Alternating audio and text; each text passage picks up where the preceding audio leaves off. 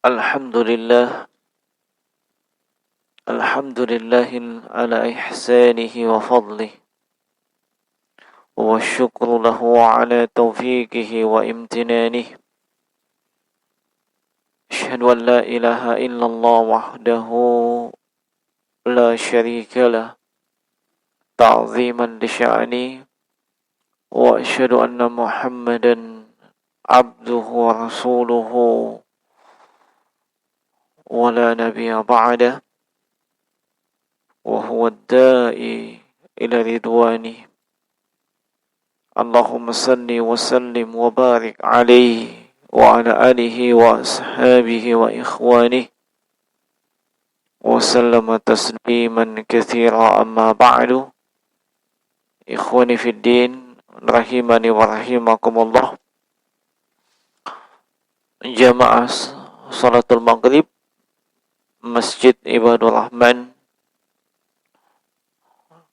Demikian pula dengan para pendengar dan para pemirsa radio online, walaupun mengaji dimanapun Anda berada. Semoga Allah Subhanahu wa Ta'ala senantiasa mencurahkan rahmatnya kepada kita semua. Sebagaimana kita juga berharap semoga Allah Subhanahu wa Ta'ala segera mengangkat bala wabah atau pandemi COVID-19 ini, sehingga kita bisa kembali beraktivitas dengan normal sebagaimana yang sebelumnya, sebelum datangnya pandemi ini. Dan sebagaimana yang terjadwal, insyaallah di petang hari ini kita akan kembali melanjutkan pelajaran dengan tema adab dan akhlak yang kita ambil dari kitab Al-Adabul Mufrad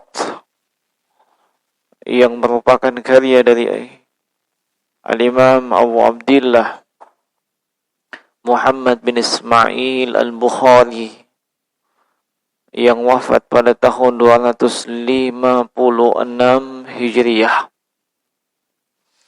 Dan kita akan masuk di bab yang baru, yaitu bab Aksuhum mimma talbasun.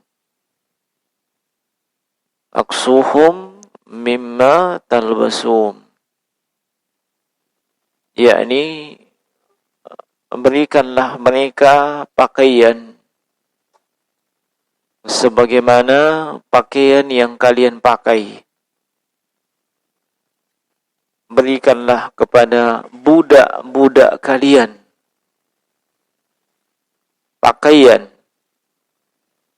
sebagaimana pakaian yang kalian pakai. Naam.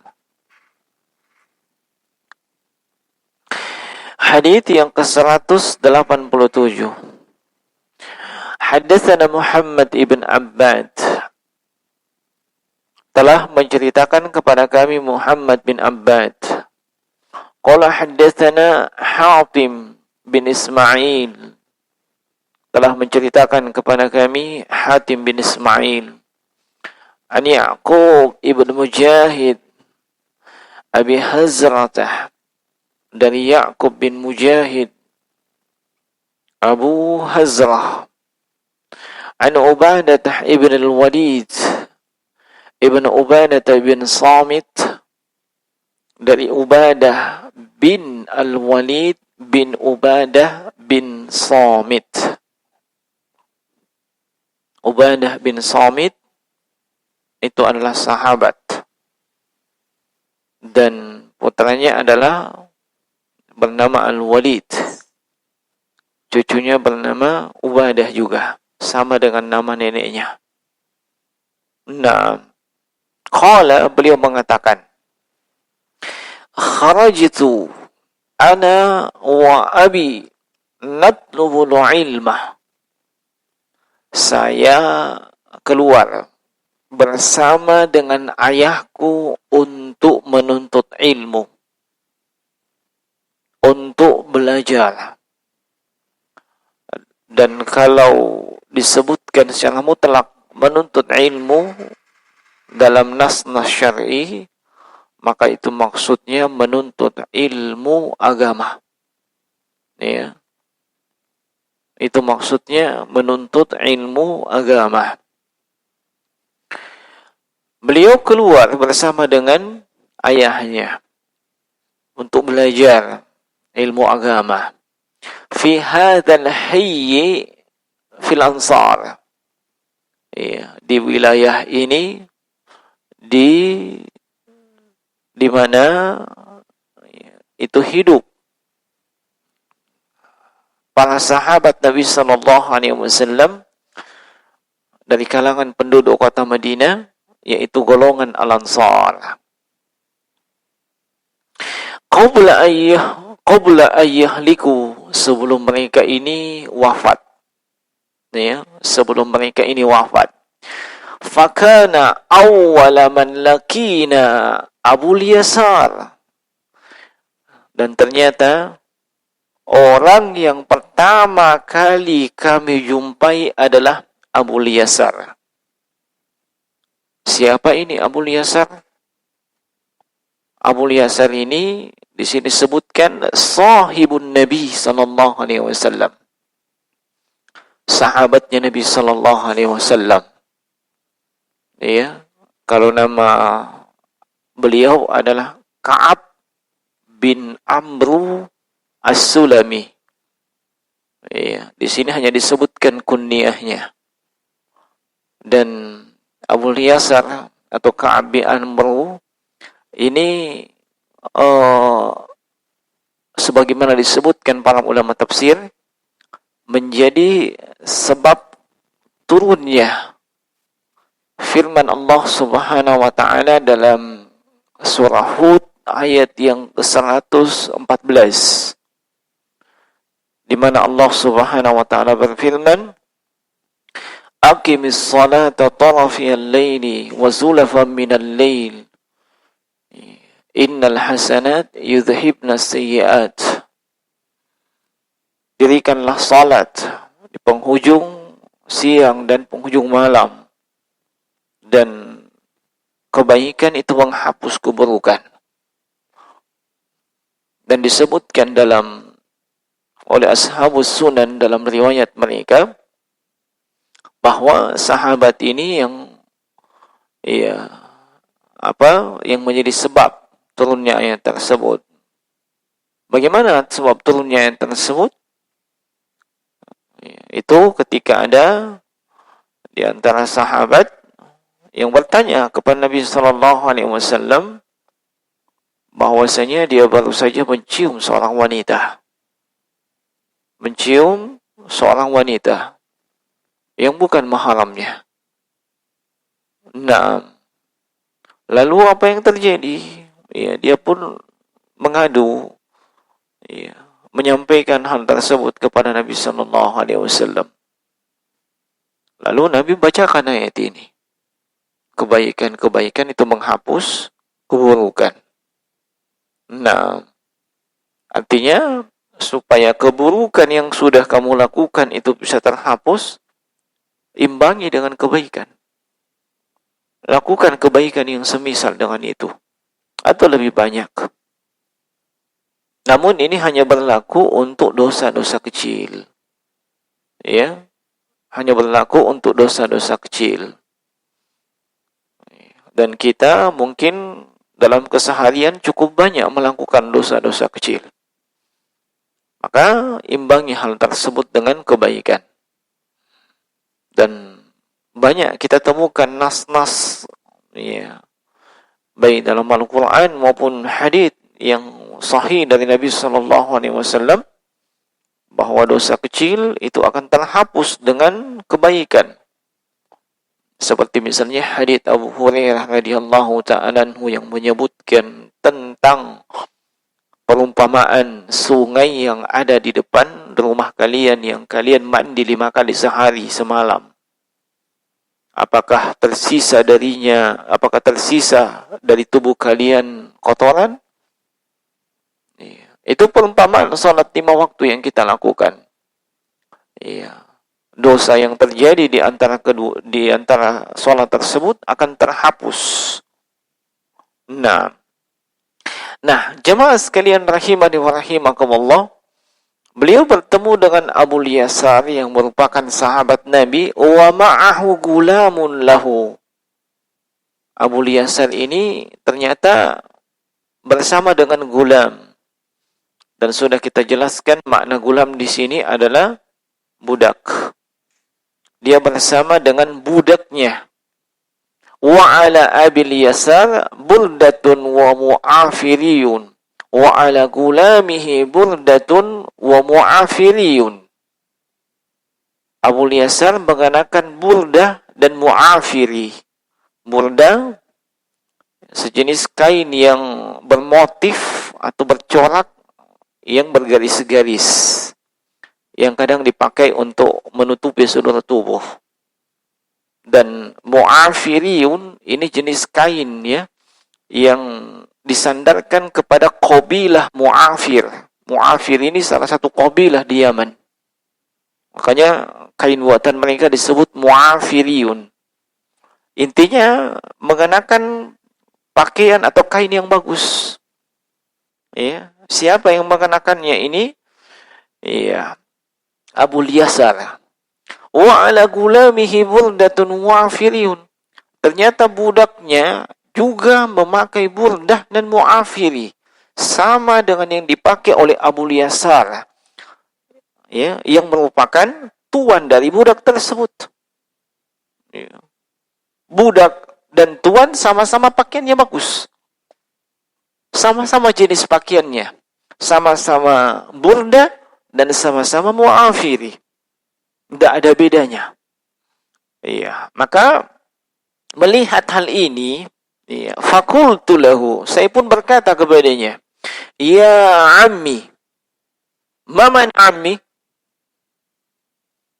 wahai pamanku, lau akhadta burdatan gulamika wa a'taitahu mu'afirika, au akhadta mu'afiriyahu wa a'taitahu burdatak, ya, maka kanat alika hullatun au alaihi hullah.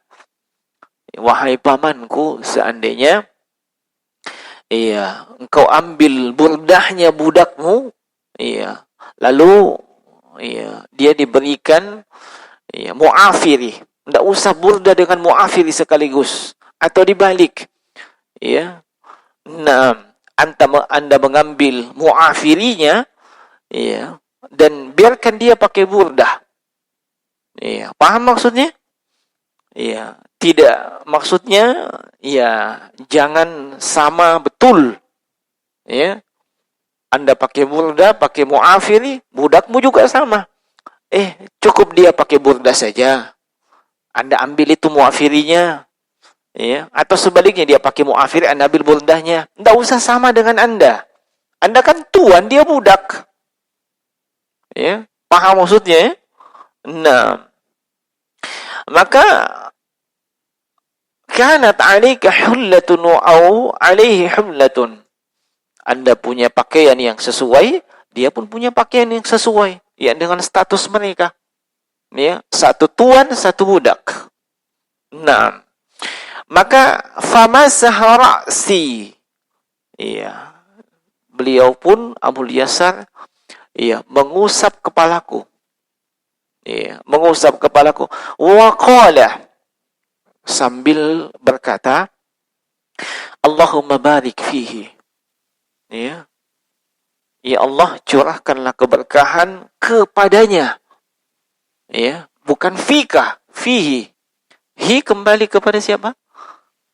Kepada si budak. Beliau malah mendoakan, Allahumma barik fihi. Semoga Allah mencurahkan keberkahannya kepada si budak ini. Ya ibna akhi, wahai putranya saudaraku. Apanya itu?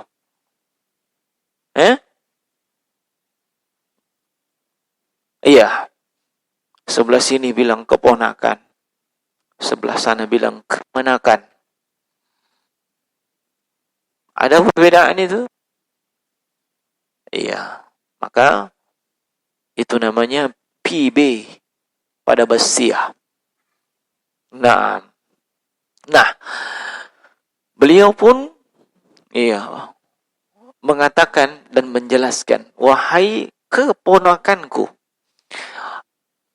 basaru ainiyya hataini, kedua mataku ini itu sudah menyaksikan, wa sam'u udhunayya hataini, kedua telingaku pun sudah mendengarkan, wa wa'ahu qalbi wa asyara ila niyati qalbi, hatiku pun sudah memahami dengan baik. Beliau berisyarat kepada niyat.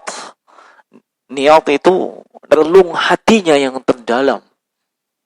Ya. Nah, An-Nabi sallallahu alaihi wasallam yaqul, saya sudah mendengar, saya sudah melihat, dan hatiku sudah paham dengan ucapan Nabi sallallahu alaihi wasallam di mana beliau bersabda, at'imuhum mimma ta'kulun, kau berikan makan kepada budakmu sebagaimana yang kau makan.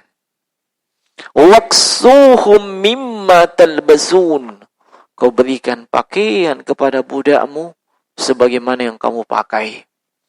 Wa kana an u'tiyahu min mata'i dunya ahwanu alaihi, saya memberikan kepada budak saya perbendaharaan duniawi,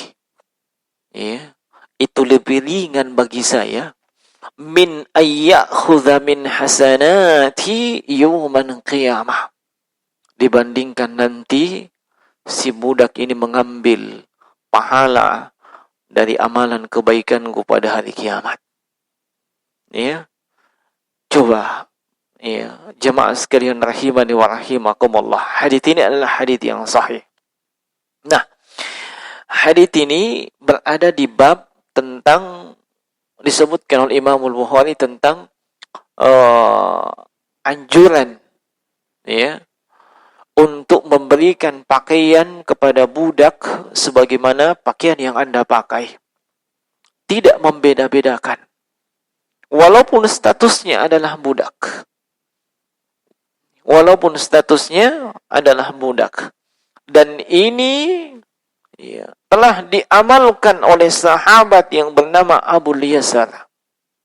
Sebab Nabi SAW telah memerintahkan, kau beri makan mereka, yakni para budak, sesuai dengan yang kamu makan. Kamu makan tempe, maka berikan juga budakmu tempe. Jangan kamu makan daging, budakmu kamu kasih tenteng. Nah, kamu makan tenteng, kasih budakmu juga tenteng. Jangan cuma dikasih gulanya saja. Atau kacangnya saja. Yang paling parah cuma dikasih baunya. Dikasih cium-cium, tereng. Ada tenteng lewat. Ini bentuk kezaliman. Makanya beliau katakan, saya kasih dia bagian duniawi, harta dunia itu lebih ringan.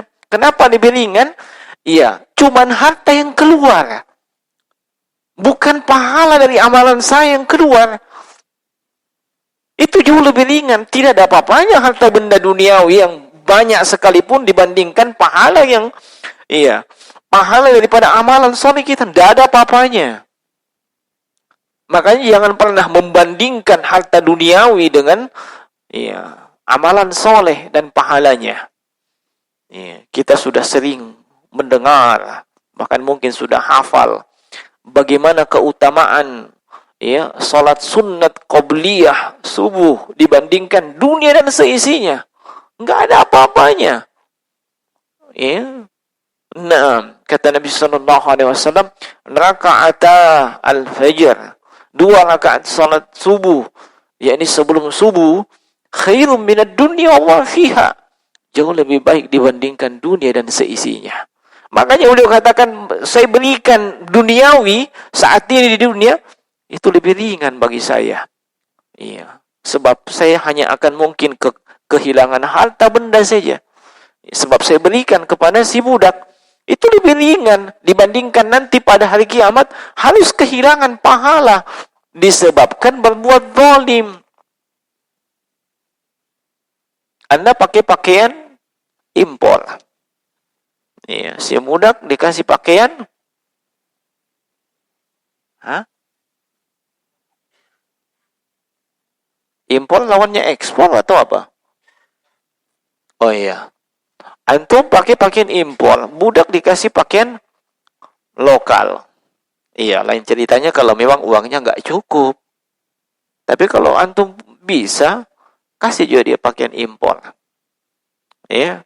Antum makan di meja makan yang luar biasa. Bagus, bersih, kinclong. Si budak jangan disuruh makan di luar. Ya. Suruh makan juga di tempat yang bagus.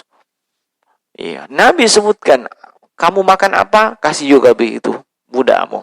Kamu berpakaian apa, kasih juga itu budakmu.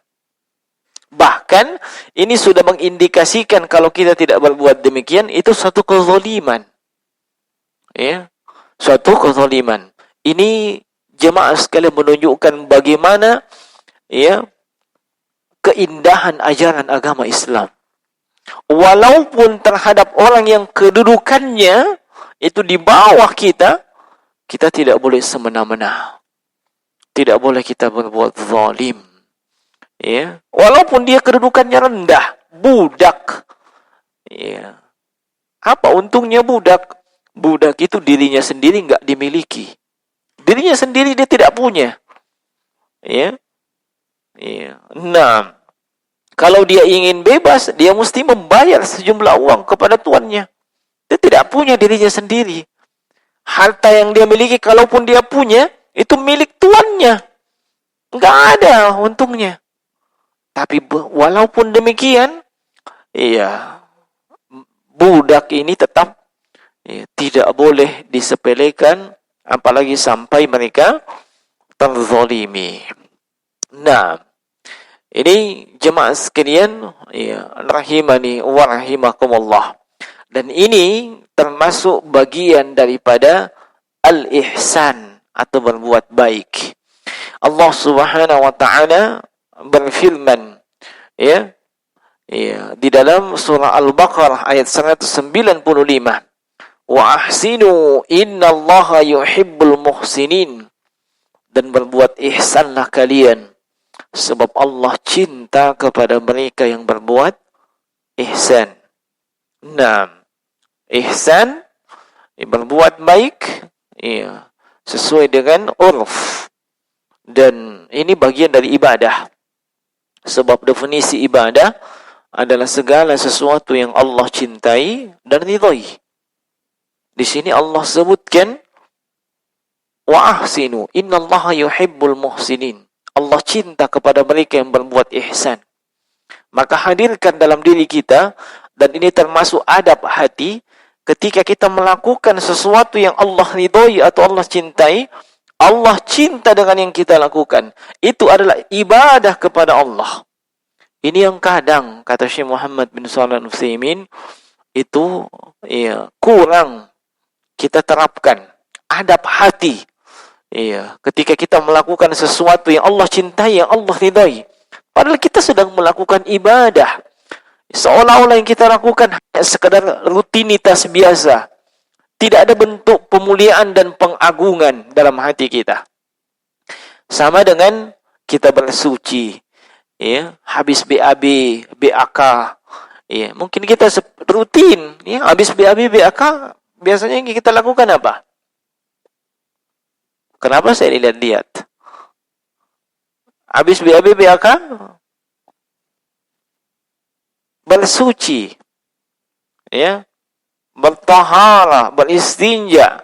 Tidak dapat air atau kita enggak dapat, atau kita tidak mampu pakai air, kita beristijmar.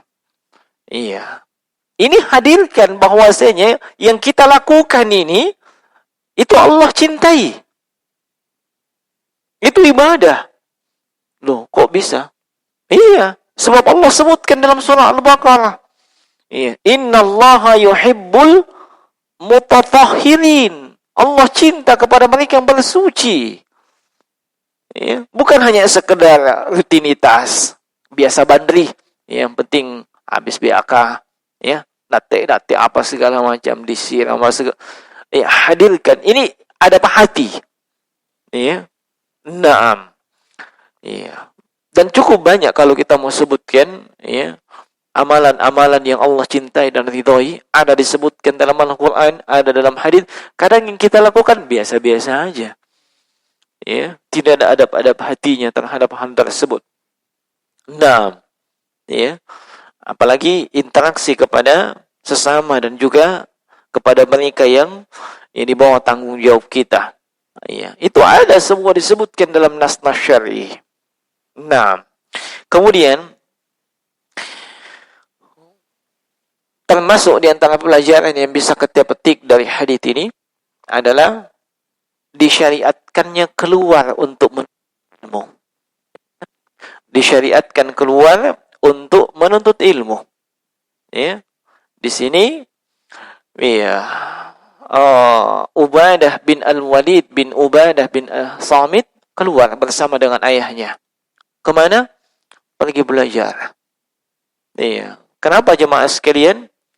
Iya, sebab itu al-ilmu, iya, yu'ta wala ya'ti. Al-ilmu yu'ta wala ya'ti. Itu di antara prinsip para ulama terdahulu demikian. Ya. Ilmu itu didatangi. Iya, bukan mendatangi. Makanya saya teringat dengan sebuah kisah, mudah-mudahan ingatan saya tidak keliru. Iya, bahwasanya Imam Bukhari rahimahullahu taala itu dipanggil ke istana untuk mengajari anaknya penguasa. Ya, dipanggil ke istana untuk mengajari anaknya penguasa. Kan biasanya gitu ya. Iya, tapi apa yang terjadi? Kata beliau, al-ilmu yu'ta wa la ya'ti. Ilmu itu didatangi, bukan dia yang datang. Suruh itu anakmu datang ke sini belajar. Bukan saya yang mesti datang ke sana. Iya, itu para ulama terdahulu. Iya. Adapun zaman now, ya, dikirim kiri kanan itu para ustadznya. Nah, ya, adapun mau didatangi itu ilmu, terlalu banyak alasan. Ya, tidak ada tutup toko lah, baru pulang kerja lah, ya, anulah, itulah dan seterusnya. Memang untuk istiqomah itu berat. Kalau mau ringan istirahat. Ya, nah. Artinya kalau mau istiqomah dalam belajar memang itu berat. Iya. Nah, masih mending ya. Masih mending rumah antum itu tidak terlalu jauh dari Ibadur Rahman. Iya. Rumah saya cuma 5 kilo dari sini. Antum mungkin ada yang melebih daripada itu. Tapi tidak ada apa-apanya dibandingkan para ulama salaf yang kadang kakinya mesti berdarah, ya, untuk melintasi benua, untuk menuntut ilmu. Asal dia tahu di sana ada seorang ulama, dia datang ke sana. Bukan ditunggu jadwalnya datang ke sini. Datang tanya nanti ke sini tuh. Ya. Masya Allah, kita tungguin saja kayak begitu. Iya. Para ulama dulu dah. Iya. Makanya sangat jauh berbeda keilmuan para as-salaf dengan keilmuan khalaf. Sangat jauh. Jauh berbeda, utamanya dari sisi keberkahan. Ya, dari sisi keberkahan. Mereka sudah lama wafat, namanya masih sering disebut. Ya, namanya masih disebut. Ini Imam Bukhari, 256 Hijriah. Sekarang tahun berapa? 1441 kurang 25, 6 berapa? Bahri. 1441 kurang 25, 6 berapa?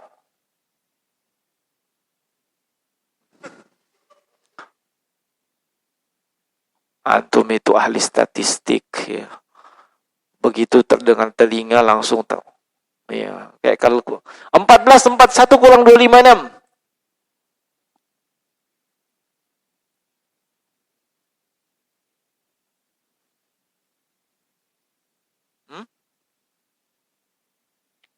1186 tahun.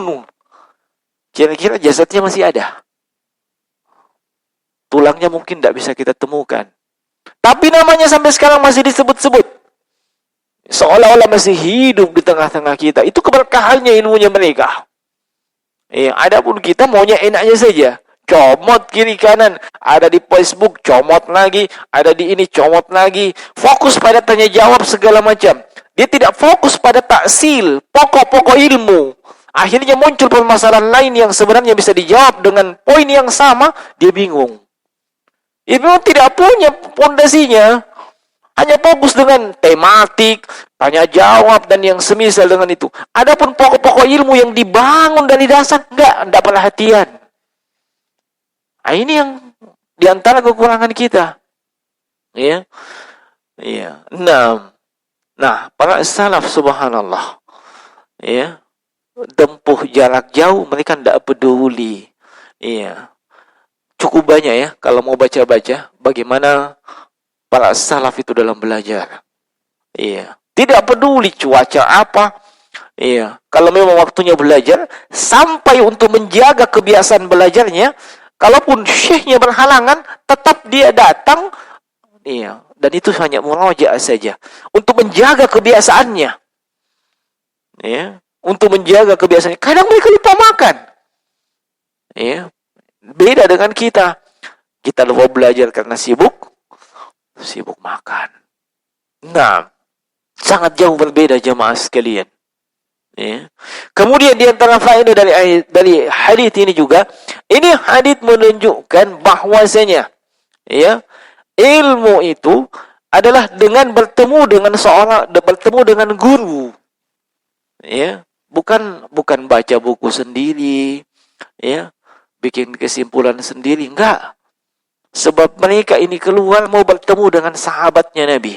Sekaligus memberikan faedah kepada kita, kalau antum bisa mendapatkan ilmu dengan sanad yang paling tinggi, maka lakukan. Kenapa? Sebab ini bertemu langsung sahabat. Iya. Dan itu adalah sanad yang kedua sanad pertama setelah Rasulullah. Kalau dibandingkan dengan ilmu kita saat ini, sanadnya sampai di mana? Ya. Nah, kalau bisa cari sanad yang paling tinggi, paham maksudnya? Ya. Sebab ilmu itu kan sanadnya akan bersambung ke Rasulullah, sampai kepada Rasulullah. Kita pangkas semua itu daripada antum ambil ilmu dari sana dan antum langsung belajar kepada para ulama. Itu namanya cari ilmu yang sanadnya lebih tinggi. Ya. Nah, kalau memang antum bisa silahkan, lebih bagus. Sebab ini dibuktikan dengan ini. Ya. Nah, kalau tidak bisa, ambil langkah yang minimal. Dan jangan ambil langkah yang tidak dikenal. Ambil langkah yang minimal, jangan ambil langkah yang tidak dikenal. Apa langkah minimal? Anda tidak bisa bertemu dengan para ulama, minimal Anda belajar kepada muridnya para ulama. Jangan ambil langkah yang tidak dikenal. Apa itu? Tidak belajar sama ulama, tidak belajar kepada muridnya ulama, hanya belajar sendiri. Itu langkah yang tidak dikenal. Metodologi yang tidak pernah dikenal oleh para salaf dalam belajar. Enggak ada seperti itu. Iya. Nah, enggak ada seperti itu. Kemudian dari hadits ini juga menunjukkan bagaimana seorang itu berlemah lembut kepada anak kecil. Ya. Nah, kepada orang yang derajat keilmuannya belum sampai kepada pemahaman yang dipahami oleh orang lain. Di sini beliau diprotes. Diprotes, kenapa budaknya sama pakaiannya dengan kamu? Sebab beliau protes, belum sampai ilmunya. Dia tidak tahu bahwasanya Nabi perintahkan untuk memperlakukan budak begini dan begini. Tidak tahu dia. Yang dia tahu adalah budak ya budak, tuan ya tuan, beda. Tapi ternyata, ini sudah sampai ilmunya, itu kemudian menyampaikan. Dan ini berlemah lembut. Kemudian di antara faedah daripada hadits ini jemaah sekalian, rahimani wa rahimakumullah, Ya, seorang pengajar kadang itu mesti atau kadang melakukan sesuatu yang membuat orang yang diajar mudah untuk memahami. Seperti di sini diusap apanya? Kepalanya. Ya. Naam, diusap kepalanya. Kalau Abdullah bin Abbas itu pernah diapakan oleh Nabi? Beliau pernah dibonceng oleh Nabi. Ya. Umar bin Khattab itu pernah diapa? Abdullah bin Umar. Ya. Wa fa'akhadha bimankibayya, dipegang pundaknya oleh Nabi. Ya. Ini semua di antara hal yang membuat orang yang mendengarkan apa yang kita sampaikan itu lebih fokus mendengarkan. Ada perhatian. Ya, ada perhatian. Walaupun di zaman now kita mesti jaga jarak. Iya kan? Mesti jaga jarak. Nah, dan alhamdulillah mana maskernya? Pakai. Ya. Nah, jangan abaikan hal tersebut. Ya, mungkin ada yang protes, itu di sana ada petugas, entah itu kepolisian, entah itu Satpol PP tidak pakai masker, padahal dia yang sweeping kita. Jangan dicontoh. Ya, jangan dicontoh. Ada mungkin TNI yang tidak pakai masker, jangan dicontoh. Ya. Nah, iya, itu namanya apa? Oknum. Ya, jangan sama katakan itu oknum. Oknum yang kurang bertanggung jawab. Ya, jangan dicontoh, ya. Nah, kemudian jemaah sekalian rahimani wa rahimakumullah, ada sampai jam berapa Isya? Hah? Berapa menit lagi?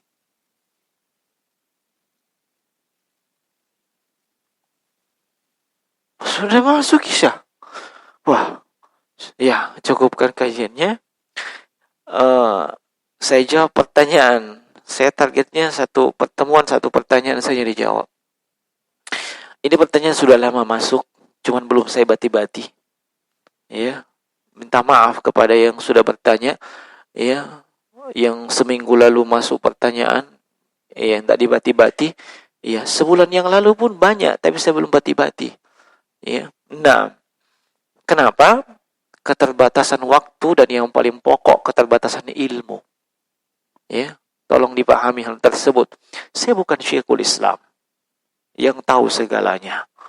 Ya, nah, iya, dan kadang sebuah pertanyaan itu kita mesti jawab dengan hati-hati. Kita mesti tahu siapa yang bertanya.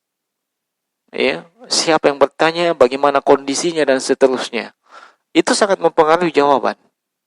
Ya, nah, jadi minta maaf ya.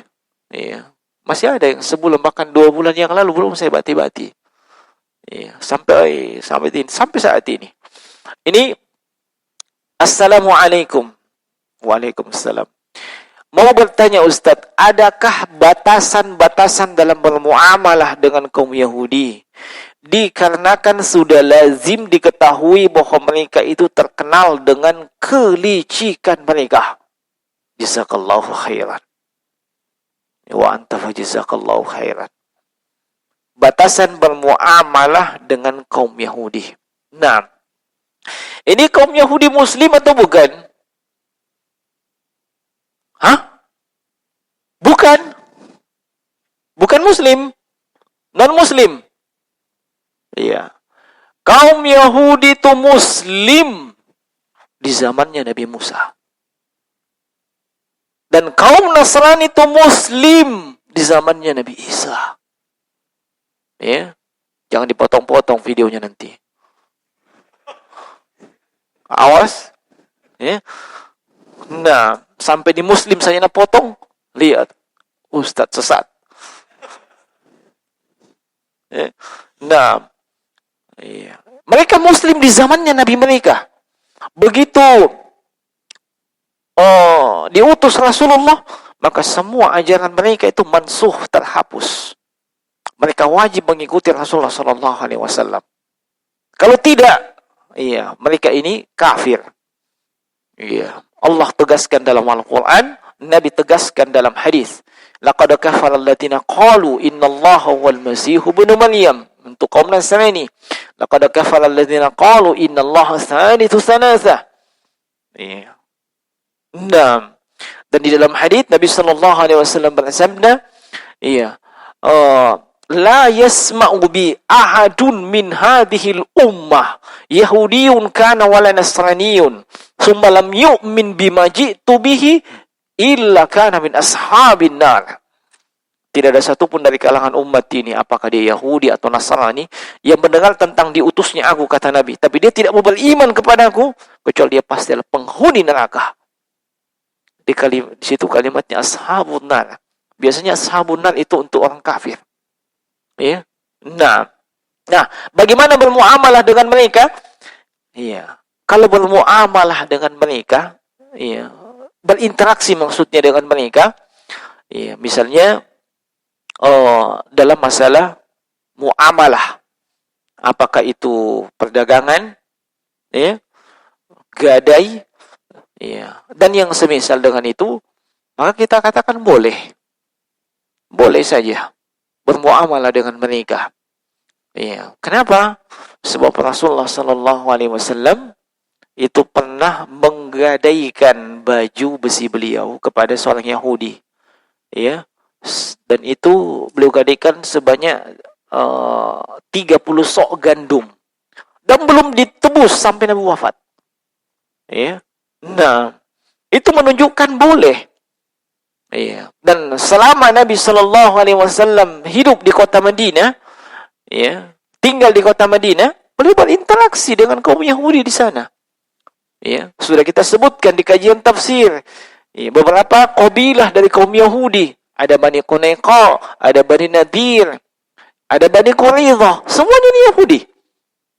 Berinteraksi dengan Rasulullah dan para sahabat ketika itu. Termasuk apakah boleh menerima hadiah dari mereka? Boleh. Nabi menerima hadiah dari seorang Yahudi wanita, berupa domba atau kambing. Nabi terima, Nabi makan hadiahnya. Itu juga mengisyaratkan sembelihan mereka itu halal. Nah, apalagi tegaskan dalam Al-Quran, dalam surah Al-Ma'idah kelima.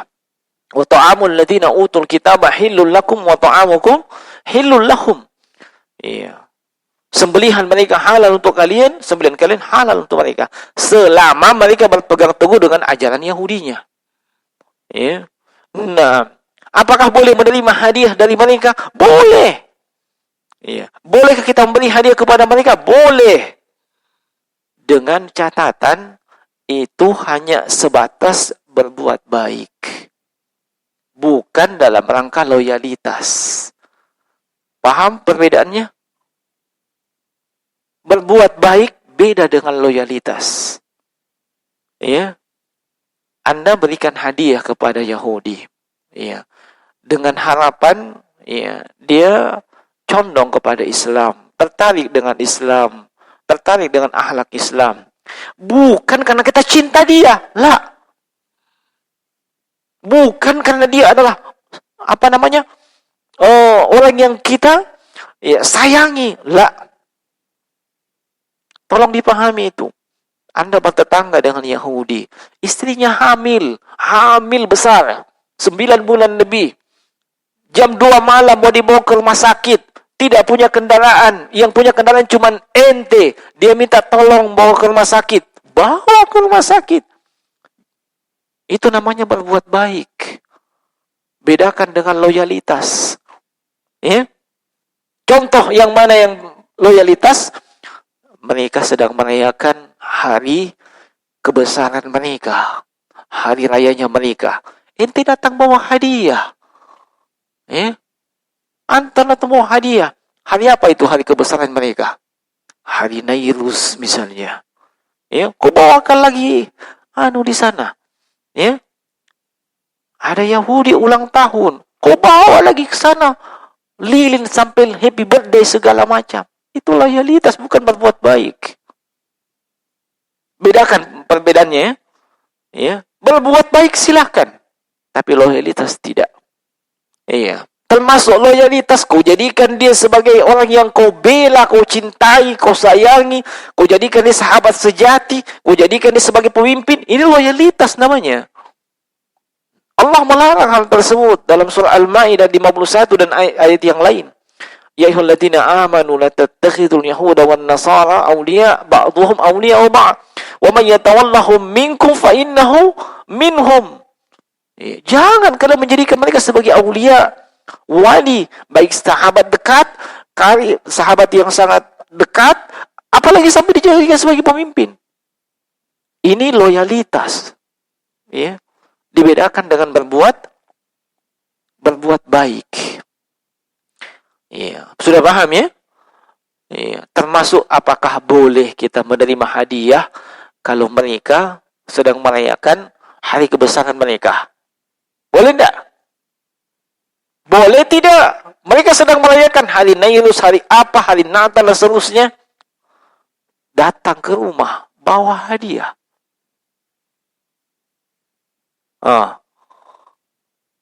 Boleh. Kalau tadi kita beri hadiah, boleh. Sekarang mereka yang bawa hadiah dalam rangka hari kebesaran mereka. Boleh tidak?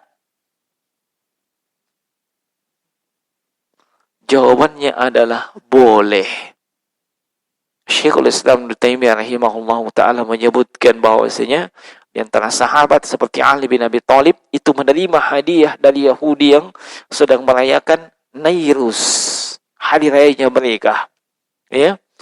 Nah, dan Umar bin Khattab itu memberikan hadiah berupa pakaian kepada kerabatnya yang masih musyrik. Itu boleh, tetapi jangan dipahami itu untuk mendukung hari kebesaran mereka, bukan. Dan sebahagian ulama memberikan batasan, ya, seperti misalnya kalau itu bentuknya bukan sembelihan, buah-buahan dan yang semisalnya, ambil makan. Kalau itu sembelihan, jangan. Ya. Dan ini seingat saya sudah pernah saya jawab ada jawaban saya ada di channel YouTube. Ya. Nah, ya, di youtube.com/chehilalamunapal ada itu. Ya. Cari saya di situ. Hukum menerima hadiah dari orang kafir. Ada di situ. Ya, tapi secara umum bermuamalah dengan mereka itu boleh selama itu bukan bentuknya loyalitas atau kecintaan atau pembelaan kepada mereka dan agama mereka. Bisa dipahami perbedaannya ya? Ya. Nah, bisa paham enggak? Paham? Oke, sekarang saya tanya. Antum tinggal di kompleks. Di situ ada Yahudi, ada Nasrani. Ya. Diumumkan besok kerja bakti di depan rumah seorang Nasrani. Ya, membersihkan apa segala macam. Dia akan siapkan kue, apa segala macam, onde-onde dan seterusnya. Kira-kira antum datang kerja bakti enggak? Hah? Gimana? Oh iya, datang kerja bakti terus. Onde-ondenya gimana? Bungkus. Iya. Enggak apa-apa kayak tadi. Ya, selama itu bukan sembelihan. Ya. Oke. Terus besoknya ada pengumuman lagi. Ternyata ini menjelang Paskah, diundang lagi kita ke sana. Ya, mau dibersihkan halamannya apa semua supaya tamu-tamu nanti ketika hari Paskahnya itu banyak. Datang enggak? Kenapa? Oh, Masya Allah. Alhamdulillah kalau sudah paham. Ya. Yang terakhir. Istrinya antum ternyata seorang Yahudi. Selama ini dia menyembunyikan identitasnya. Ya. Bagaikan musuh dalam kelambu. Kira-kira antum mau apakan dia? Hah? Saya tanya kamu mau makan, ya terlalu banyak. Hah? Mas, iya. Antum ajak dia masuk Islam kalau mau. Kalau tidak, kita tidak boleh seranjang. Ya. Nah, itu sudah langsung cerai kalau dia sudah Yahudi. Antum berzina terus itu. Ajak dia masuk Islam. Ya. Dia tidak mau masuk Islam. Iya, ajak terus. Kalau perlu, tempatkan di rumah yang lain. Ya. Nah, dan seterusnya. Iya, ajak dia masuk Islam. Tidak mau, tinggalkan. Iya. Masih banyak muslimah-muslimah di luar sana yang menunggu antum. Cuman antum yang tidak berani mendatangi mereka. Ya. Sampai sekarang masih betah dengan jomblonya. Sekira cukup. Demikian subhanakallahumma bihamdika asyhadu an la ilaha illa anta astaghfiruka wa atubu ilaik. Assalamualaikum warahmatullahi wabarakatuh.